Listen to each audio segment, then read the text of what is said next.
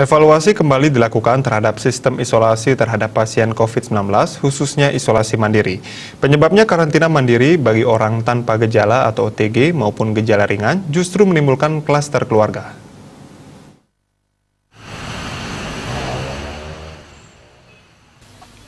Tim Satgas Percepatan Penanganan COVID-19 Kelungkung khususnya akan mengubah sistem isolasi dari mandiri menjadi isolasi di hotel. Sikap ini diambil setelah melihat meningkatnya klaster keluarga dalam penyebaran COVID-19 sehingga harus diwaspadai bersama. Sekda Kelungkung IGD Putu Winastra menyebutkan perubahan sistem isolasi ini juga mengikuti peraturan Menteri Kesehatan dan kebijakan pemerintah Provinsi Bali. Di Kelungkung tidak ada hotel sehingga BPBD ditugaskan untuk berkoordinasi dengan Provinsi Bali. Telah disepakati kebutuhan hotel sebagai tempat isolasi disiapkan pihak provinsi.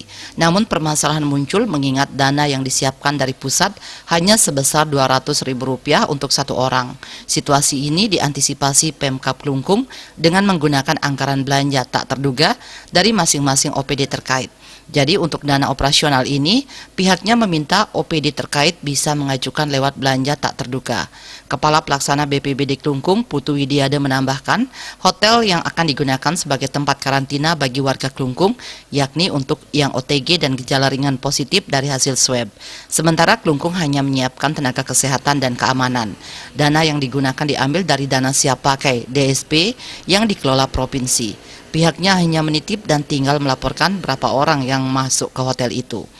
Bupati Kelungkung Inyoman Swirte menyampaikan terkait perubahan sistem isolasi atau karantina ini, OPD terkait terus melakukan koordinasi lebih lanjut.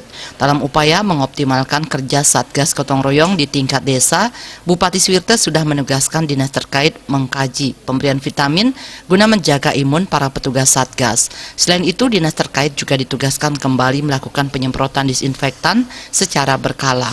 Bupati Swirte juga menugaskan dinas terkait untuk berkoordinasi jika diperlukan menyiapkan tempat karantina di Nusa Penida maupun di Lembongan dalam mengantisipasi munculnya kasus di wilayah kepulauan tersebut.